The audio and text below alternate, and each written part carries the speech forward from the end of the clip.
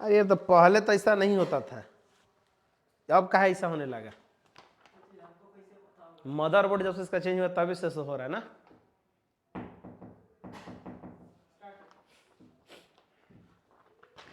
Hello students, welcome back to Indian Academy. आज हम लोग करने जा रहे हैं 2024 का सुपर 30 एमसीक्यूज फॉर एंटरप्रेन्योरशिप, जो कि आपके एग्जाम के लिए बहुत ज्यादा इंपॉर्टेंट होने वाला है।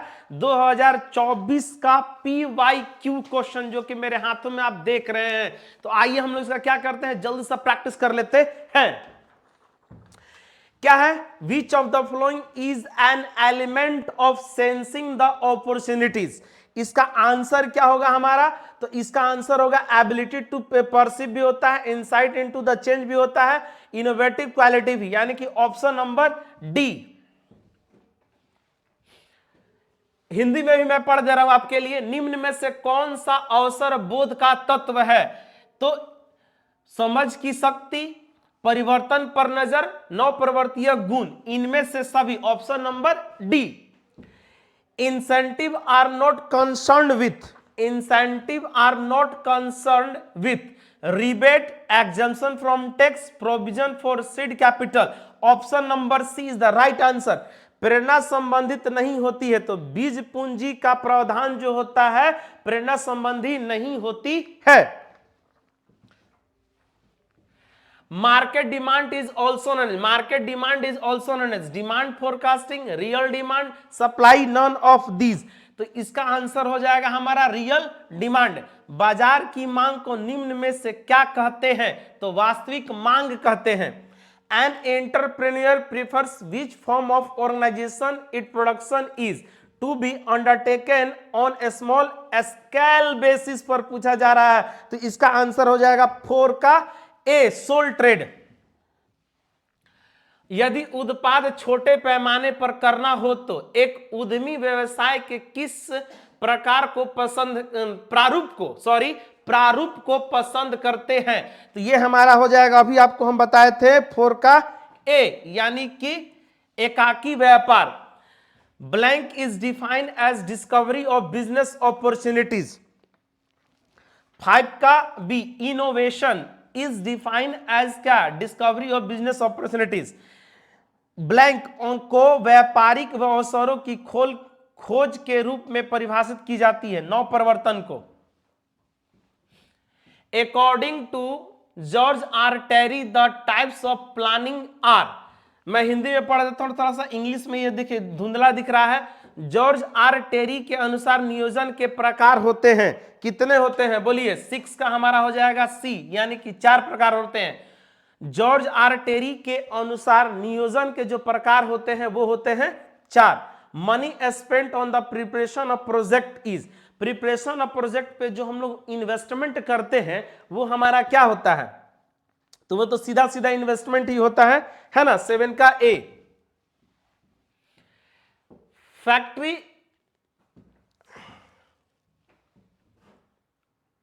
7, 8।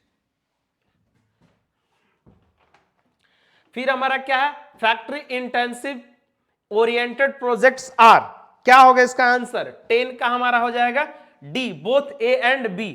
कारक प्रबलता उन्मुख परियोजना है। पूंजी उन्मुख परियोजना, श्रम गहन परियोजना, तकनीकी उन्मुख परियोजना, A and B, D option number. What does break even point show? Break even point show क्या करता है? प्रॉफिट लॉस, नेदर प्रॉफिट और लॉस, नॉन ऑफ दीज। 11 का हमारा आंसर हो जाएगा सी, नेदर प्रॉफिट और लॉस। सम विच्छेद बिंदु क्या प्रकट करता है? तो ना लाभ ना हानि। DPR is an working plan, action plan, implementation plan, none of these. 12 का हमारा आंसर हो जाएगा बी, एक्शन प्लान। चलिए क्या है? NPV method relates to. NPV methods का जो रिलेशन है किससे है? टाइम वैल्यू ऑफ मनी से है, इन्फ्लेटेड वैल्यू ऑफ मनी से है, प्रेजेंट वैल्यू ऑफ मनी से है, या नॉन ऑफ दीज। तो इसका वैल्यू जो है कि रिलेटेड है किससे? टाइम वैल्यू ऑफ मनी से। शुद्ध वर्तमान मूल्य विधि संबंधित है मुद्रा का समय मूल्य से। हिंदी में which of the following is a kind of resource and it's sources. Physical resources, technical resources, human resources, all of these. तो इसका आंसर हो जाएगा all of these.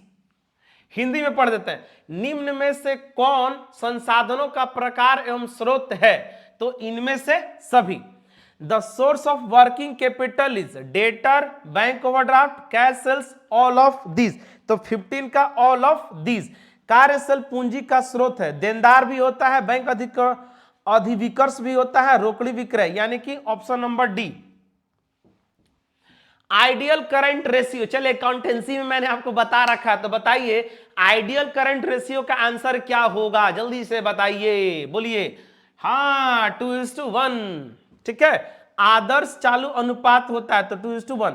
Project is prepared by promoters, managers या entrepreneur. Project तो सब कोई बनाता है, तो option number D, all of this.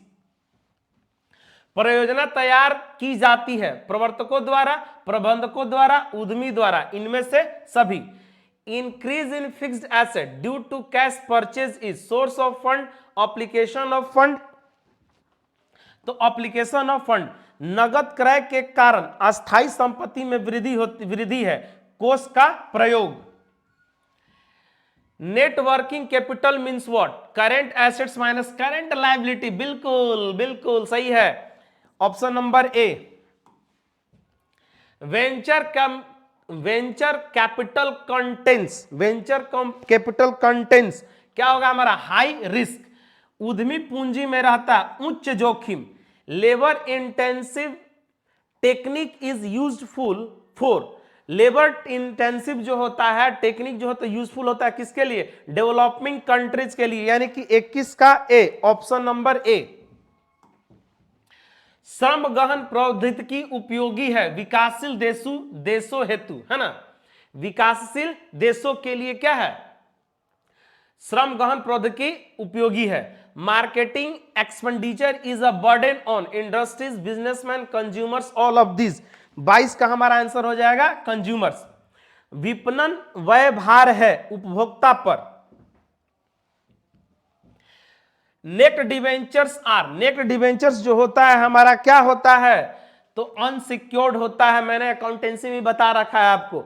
IDBI was established in the year, IDBI का स्थापना कब हुआ था?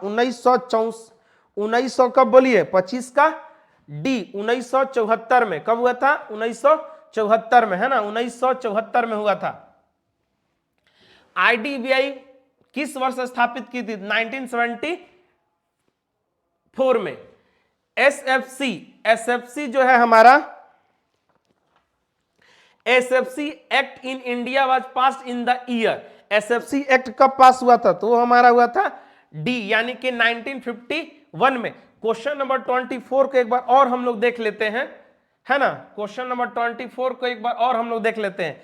IDBI was established in the year 1974 हमारा नहीं होगा, इसका आंसर हो जाएगा 1964। आई रिपीट अगेन, एक गलत हो गया था। आईडीबीआई किस वर्ष स्थापित की गई थी? तो ये जो किया गया था 1964 में। अब देखिए इस मॉडल पेपर में हुआ क्या है पीवाई क्वेश्चंस में, कि 2 क्वेश्चन हम लोग का छूट गया है। कौन? 8 और 9। तो उसको भी चलिए हम जल्दी से आपको करा देते हैं।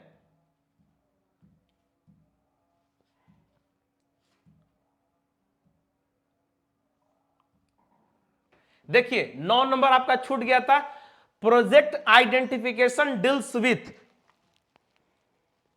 9 का ए, वेरिफिएबल क्या? आइडियाज, यानी कि इसका आंसर हो जाएगा परियोजना पहचान व्यवहार करती है, व्यवहार परियोजना विचार से। तो ऑप्शन नंबर ए। एक और हम लोग का छूट गया था 8 number. A project is cluster of activities, single activities, both A and B. Option number A, cluster of activities. तो ये हमारा क्या था? 2024 का एमसीक्यूज। मिलते हैं नेक्स्ट वीडियो में। जय हिंद।